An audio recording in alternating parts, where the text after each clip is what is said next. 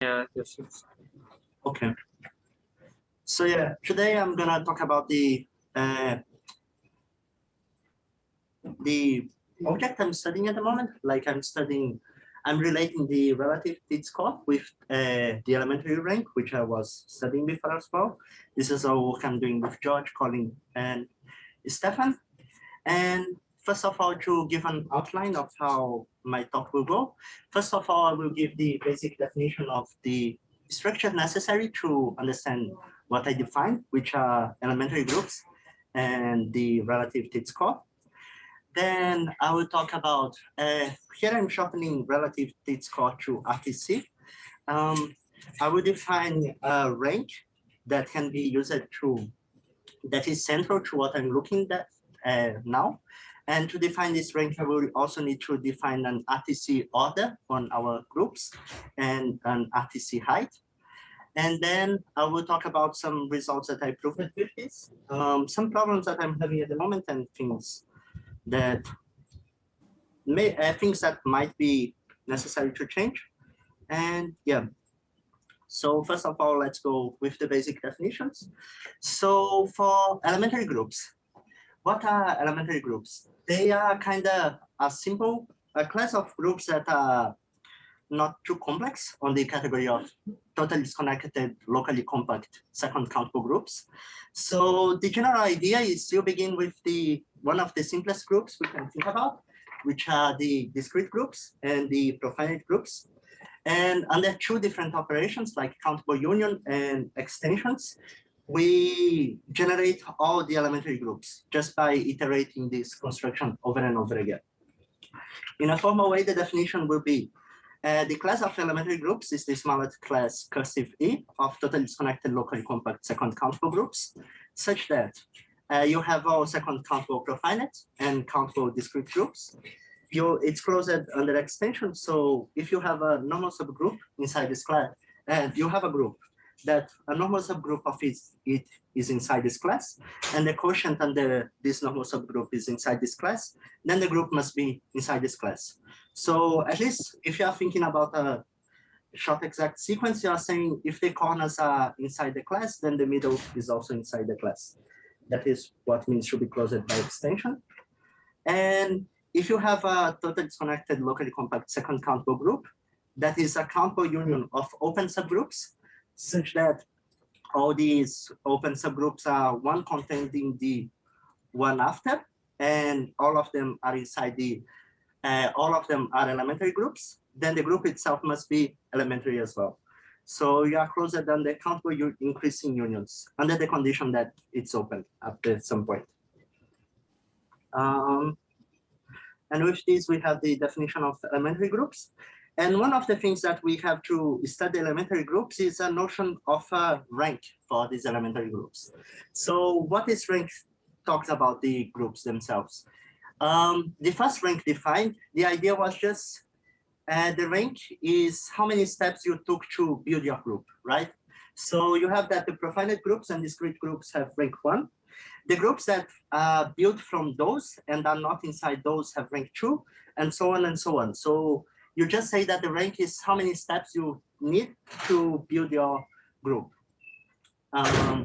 So you can associate each elementary group with a countable ordinal, and this will be the rank for that group.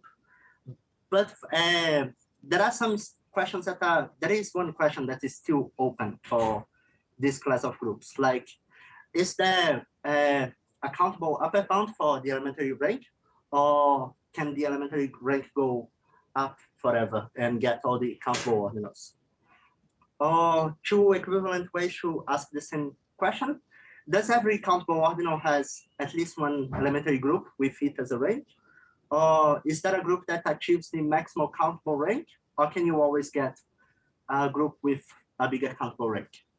And most of the definitions that I have today are trying to work with this question in another way. We will see that later.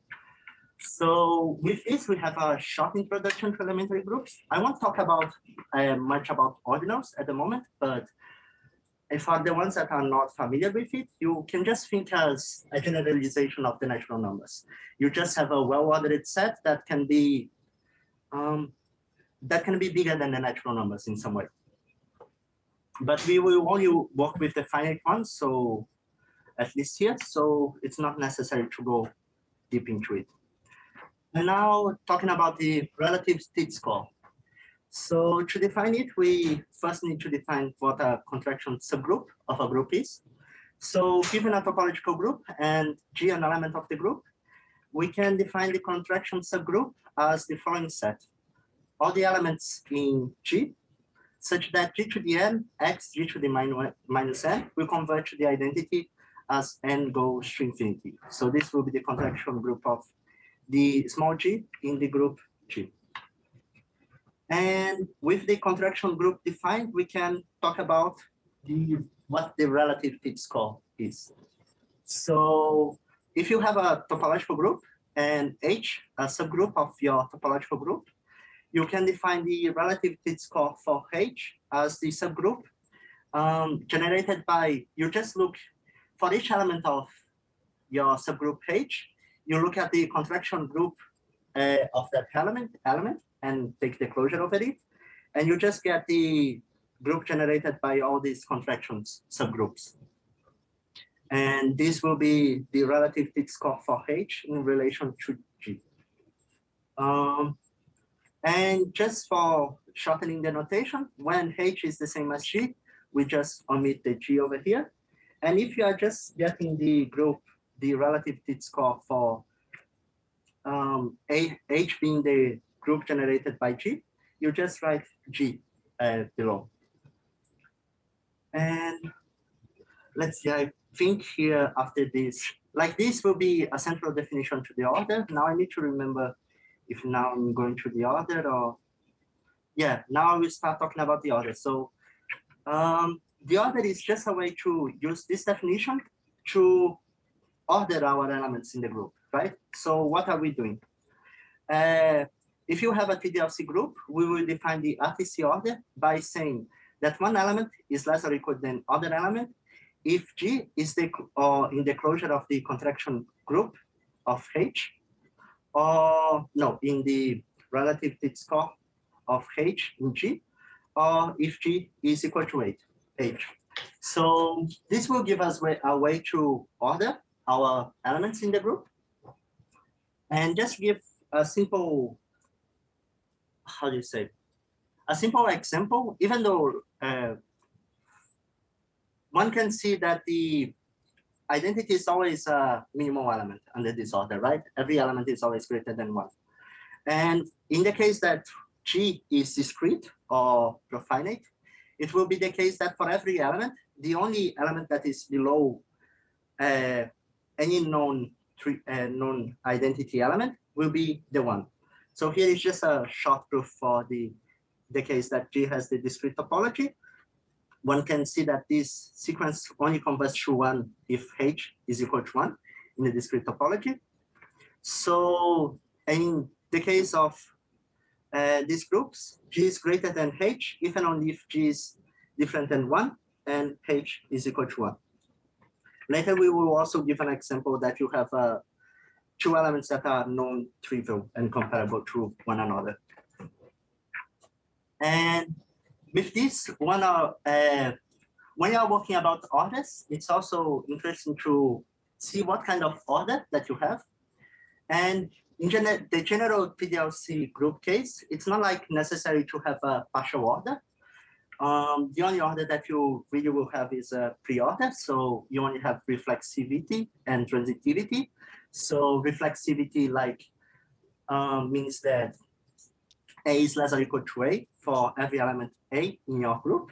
By the definition of our order, it's easy to see that it's reflexive.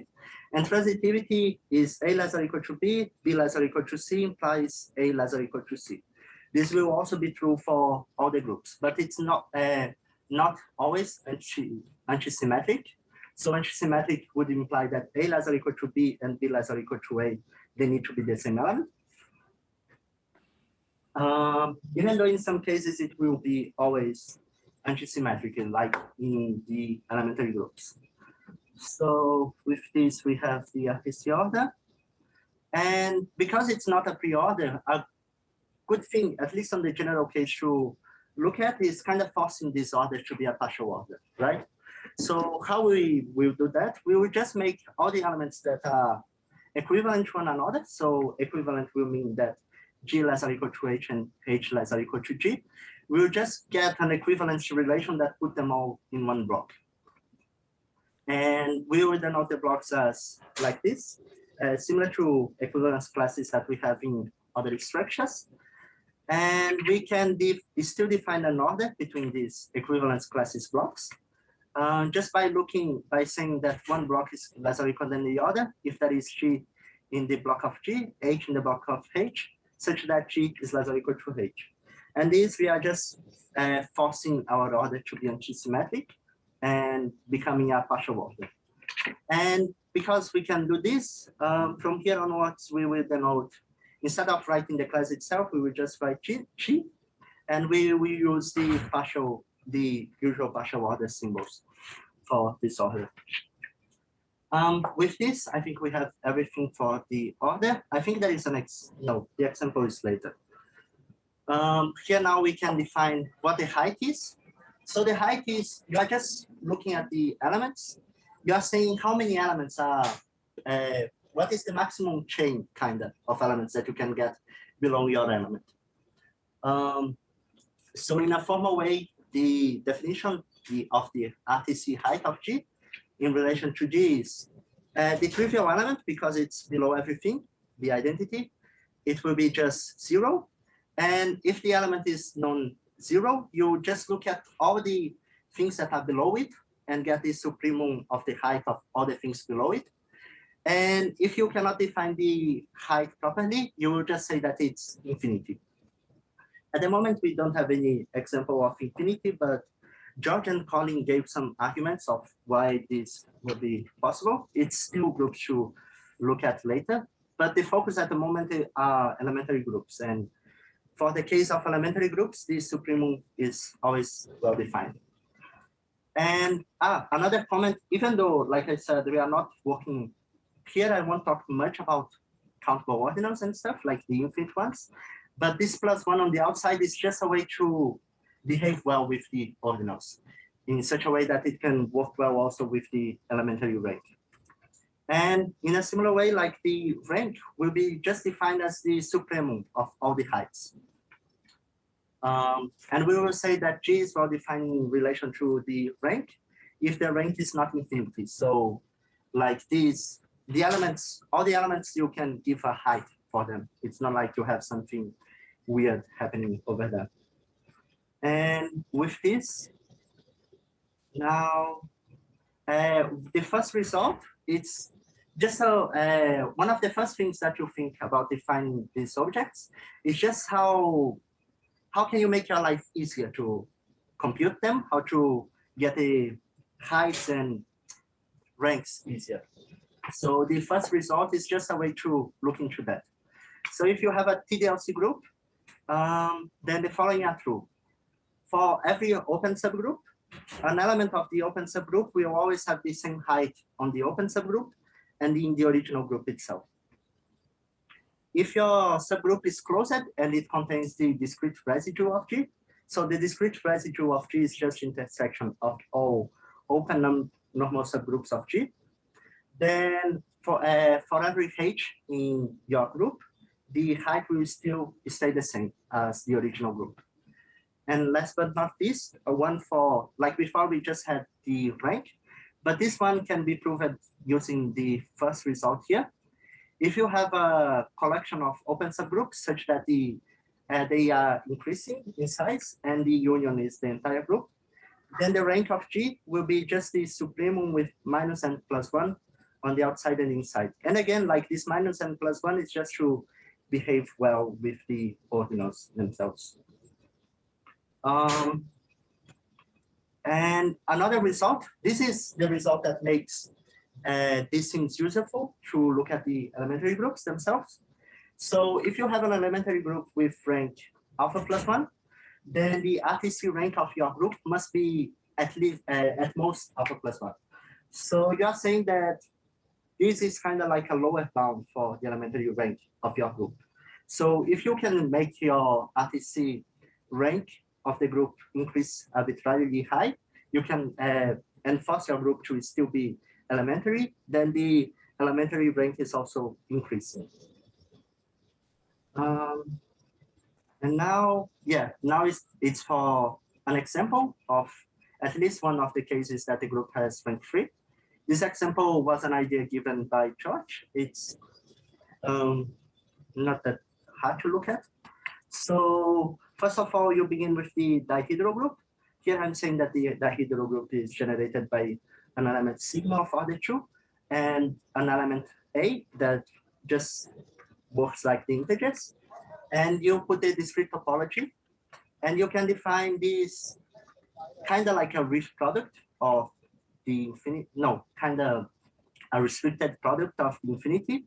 So you get all the functions from the integers to the infinity, such that there will be a natural number with everything below minus n, minus big N. The value of Fn must be E, the identity of sigma.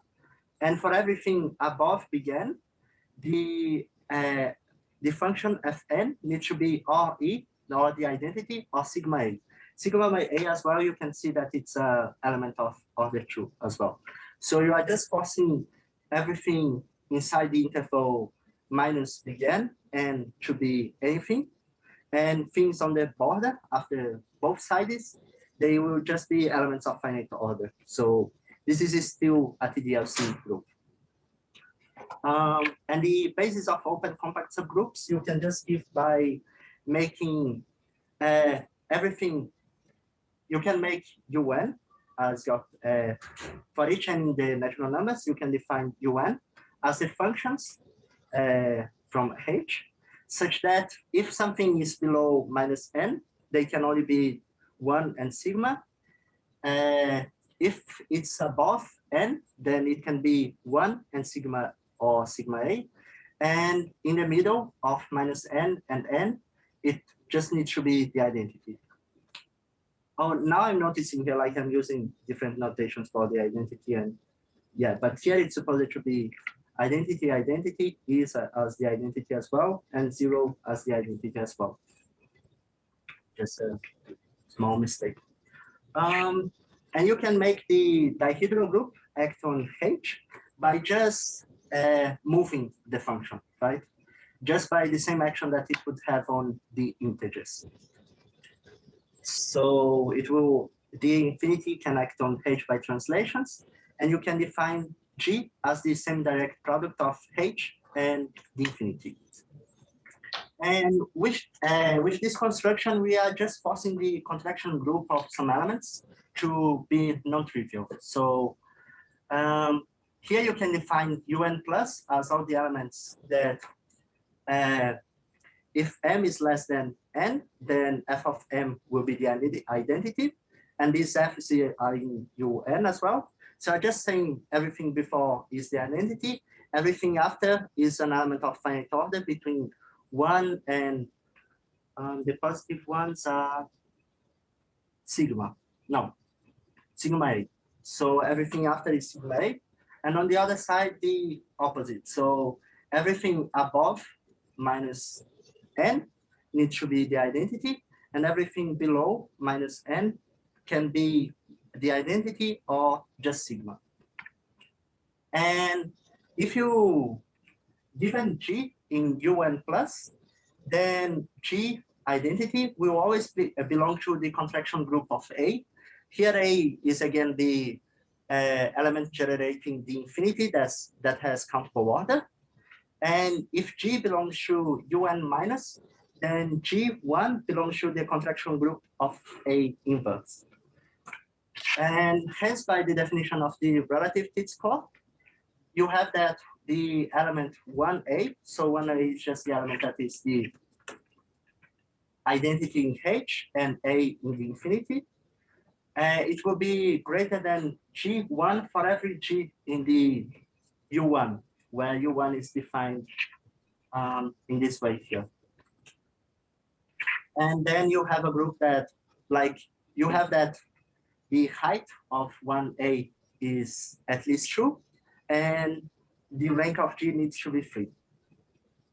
RTC rank of G is equal to 3.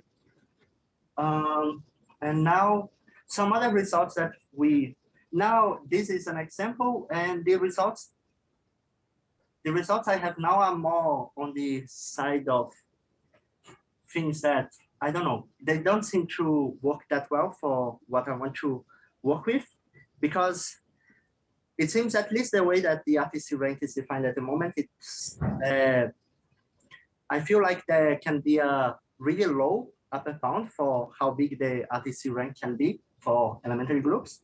And these two results are kind of a way to talk about that. So the first one, if you have a TDLC group with RTC rank equals alpha plus 2, then given any open compact subgroup of G and any element of G such that the height is the maximum height you can get in your group, then this compactly generated subgroup of G, which is just generated by U and one other element outside U, has RTC rank of H equals alpha plus 2.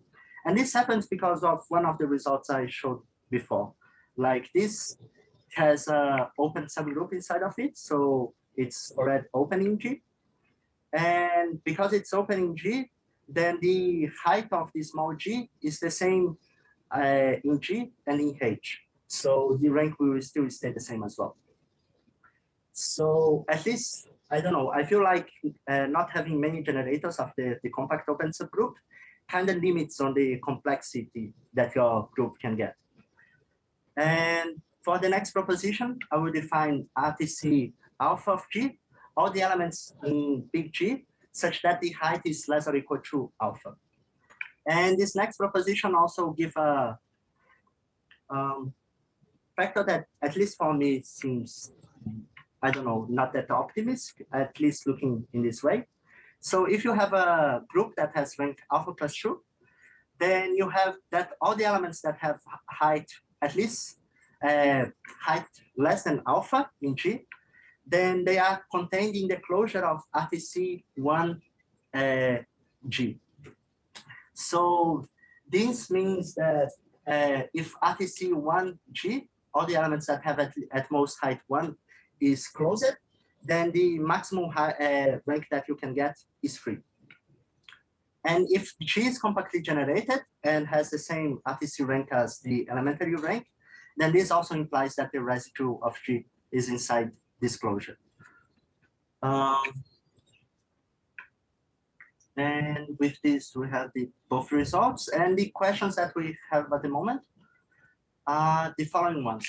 Like, the first one is just related to the elementary rank. Like I said, we still want to see what is the possible upper bound for the rank. The second one, now we have the RTC rank and we want to know how big it can grow. The third one, if we still need to analyze also the cases that the elementary rank might be infinite ordinal. So we want to see what happens with the RTC rank on these cases. And this fourth one is just a suggestion that Colin gave me last week. As you can see, like, let's go back to one of the definitions. So this order here, we are just looking at elements of G, right? But you could define a similar thing for an order of all compactly generated subgroups of G. So you will say that one subgroup, compactly generated subgroup, is less or equal than the other if the compactly generated subgroup is inside the closure of the relative Tits score of the other compactly generated subgroup. So, and probably, like, some of these results will not be true in that case already. So this one, for instance, it won't be the same for if you make your order between the compactly generated subgroups, not just the elements themselves. I don't know how this one would work in this case.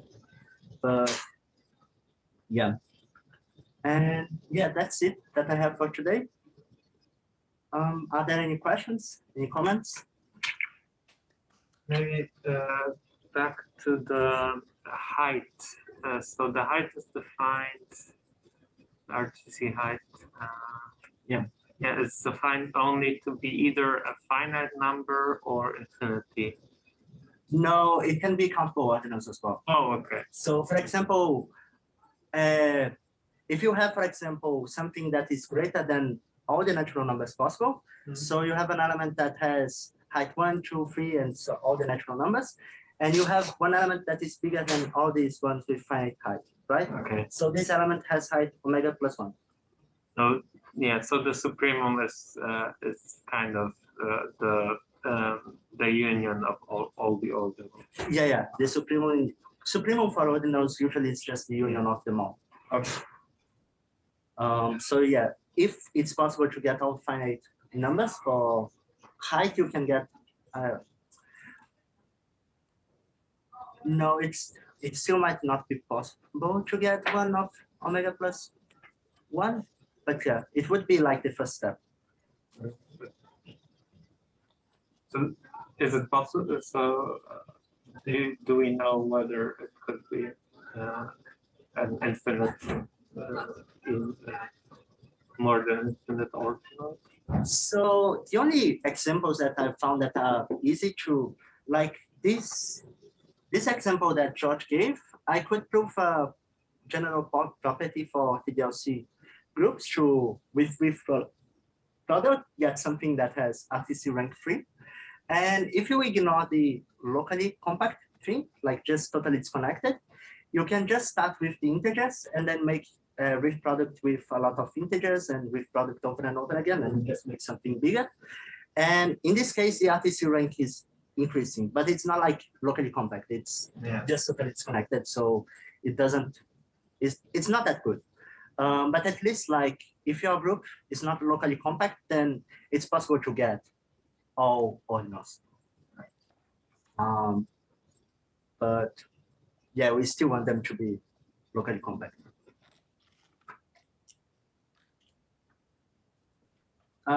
Any other questions?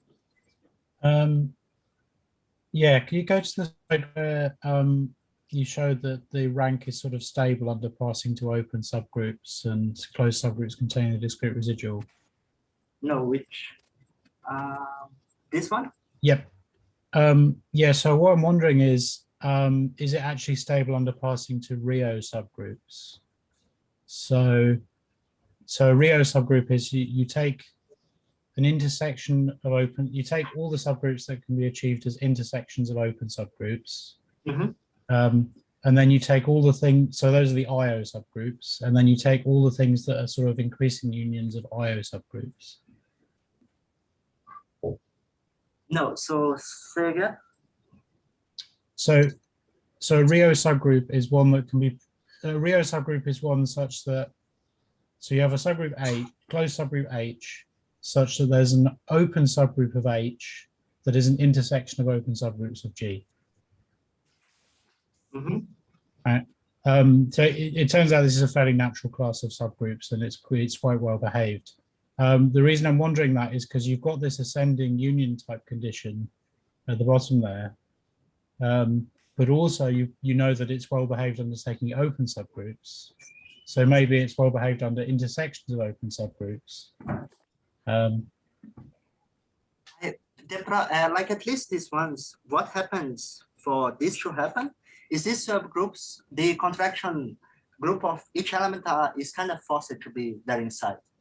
So for example, the open one, it happens by, even though it's not something that I wrote here, but in those cases, you have the closure of, when you have just one element, this closure will just be the intersection of all open subgroups of G, such that G, O, oh, it's not running everything.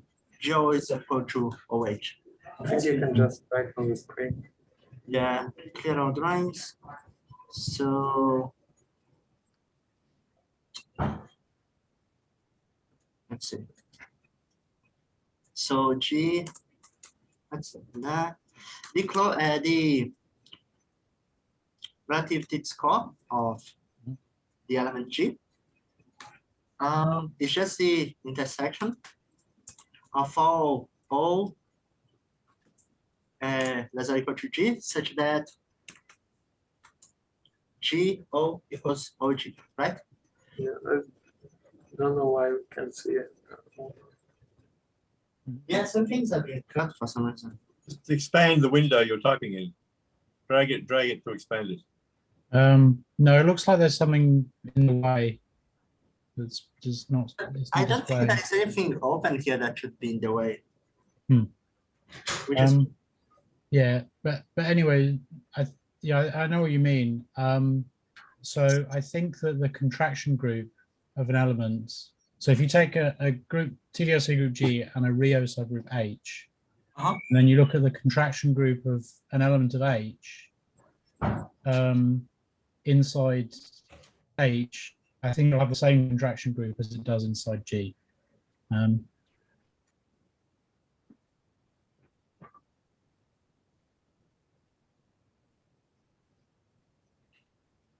no, say again. Sorry. So I think if you take a Rio subgroup, then it will contain all the contraction groups of its elements. Yeah, Like they'll have the same contraction group on the subgroup as they do in the ambient group.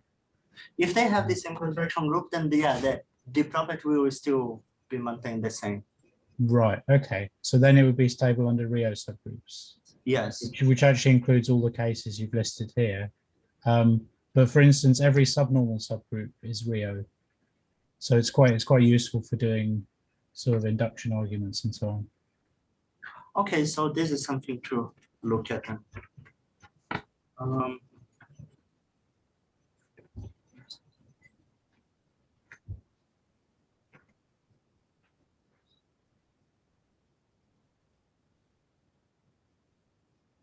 Okay, I might try to prove it for real subgroups.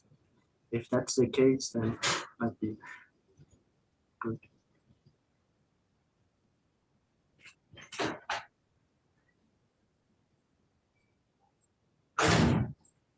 And by the way, this is more like a question from my side, but can you think about any argument that might show that this is closed? Or do you think that it will not be the case?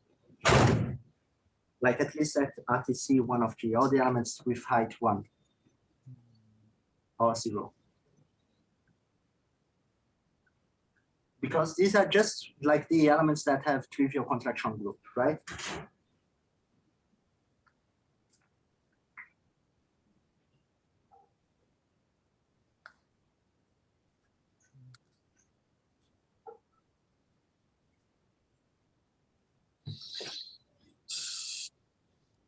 Because if this is closed, then you have that maximum RTC rank, it will be true, just by looking at this result here.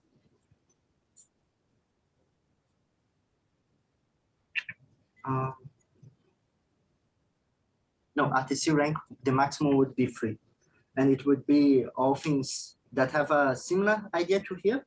So you have something that is greater than something in an open compact subgroup, and that's it.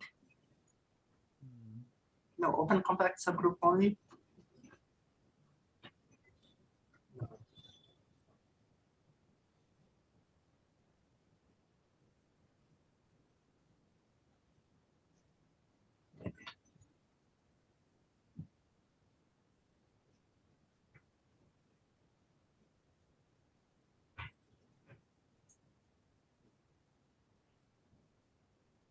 Yeah, I think that there's in the set of elements with trivial contraction group open, like clopen even. I think so.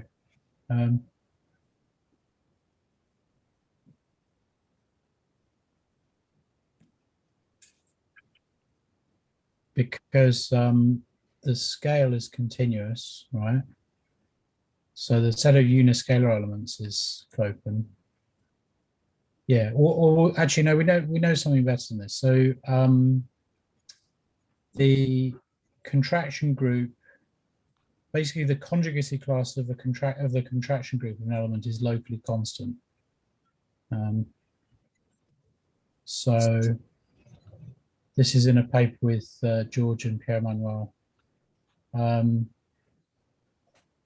So yeah, the elements with trivial contraction group are Clopen, I think. Are they? Do you know which paper has it?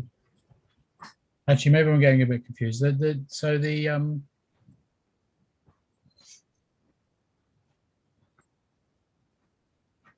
So there's paper called limits of contract. What's it called? Limits of contraction groups in the Tits core, something like this.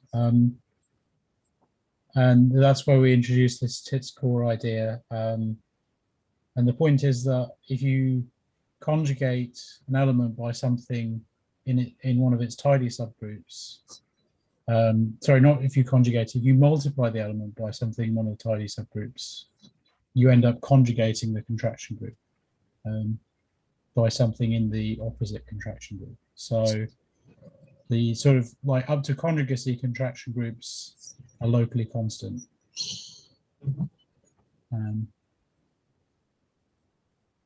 Yeah, actually, thinking about it, I don't know if it quite answers your question, but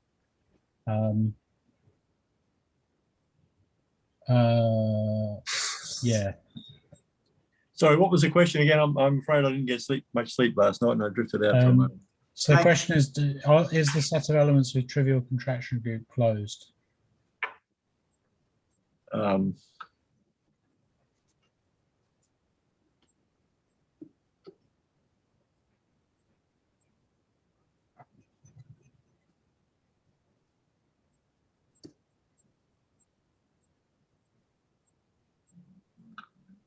Right, I think it probably is, but let me just.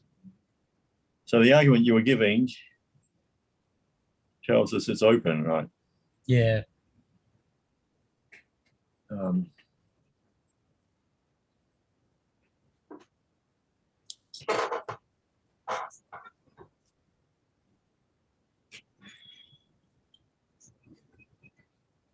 I think it is.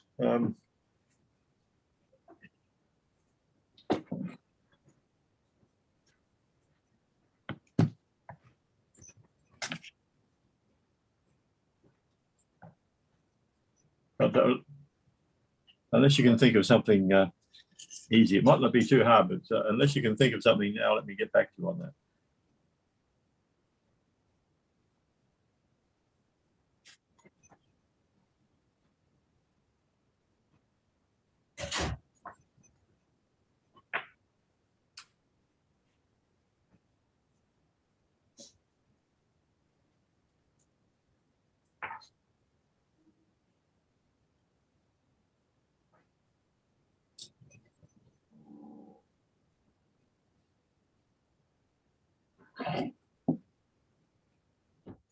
Yeah.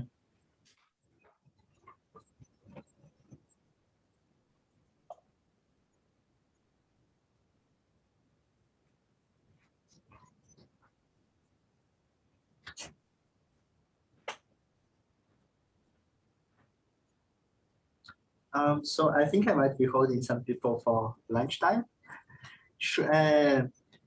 Do you want to try to discuss it next Wednesday? Or like if you think about some paper that also has the result, I can have a look at it. Yeah, I'm just thinking about it. I think so. I think you can sort of partition a TDLC group into Clopen pieces, where on each piece there's sort of a common tidy subgroup for all the elements in that piece.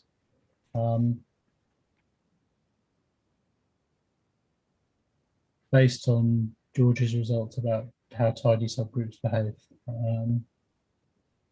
I can't remember exactly what reference it would be. And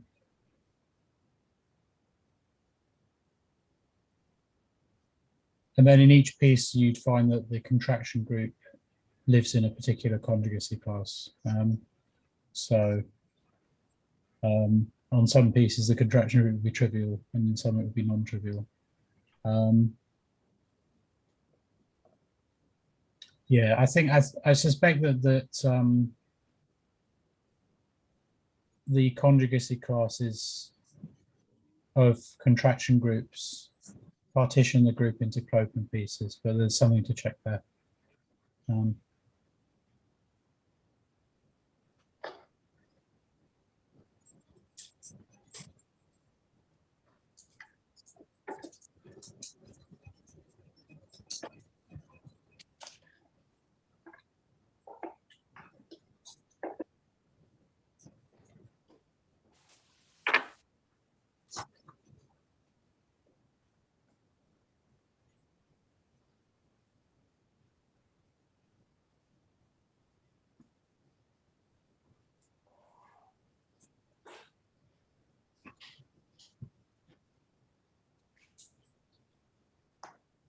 But yeah, anyway, I would look at the paper with this paper, Limits of Contraction Groups in the Tits score, because it is useful for thinking about contraction groups.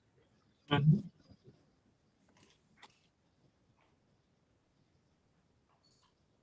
I think that's definitely relevant to what you want.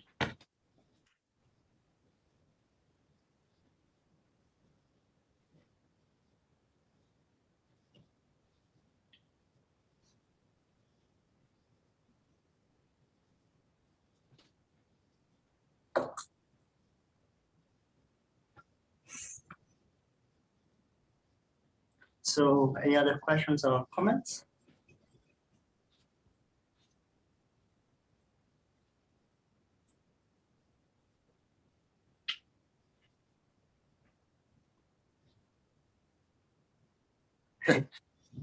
Not from me.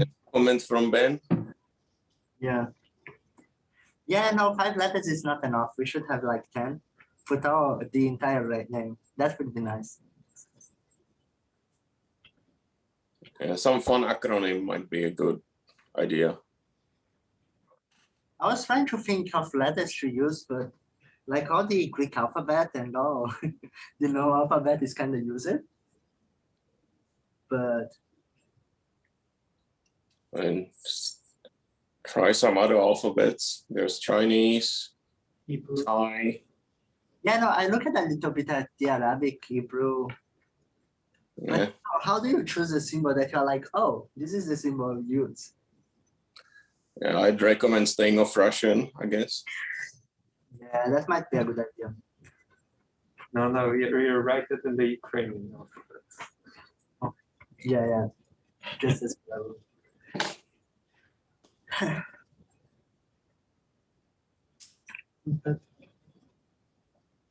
Okay.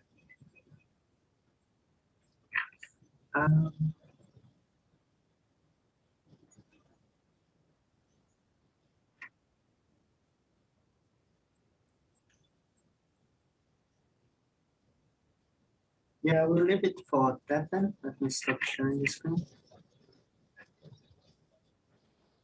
So, was there any other messaging chat? Oh, yeah.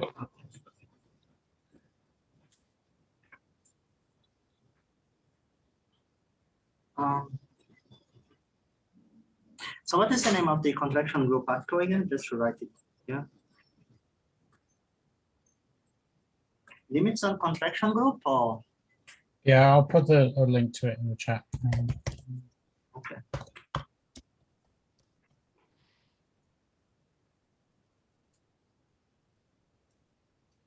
And if anyone has a suggestion of a big letter and a small one for the height and the rank, I'm for it.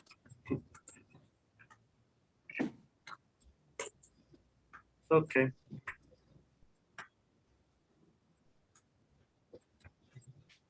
So see you all next Monday.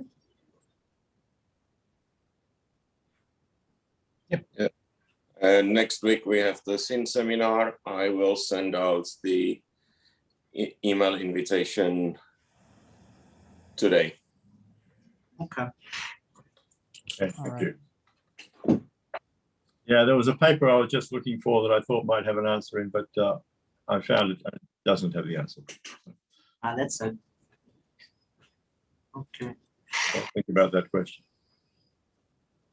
Yeah, I will also, like, I tried to think about some arguments to prove it, but I couldn't find something that, I couldn't find at the moment something that would prove it.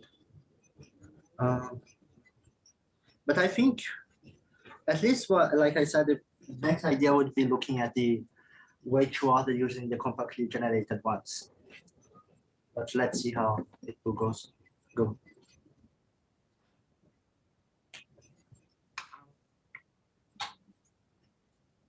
I need to stop the recording.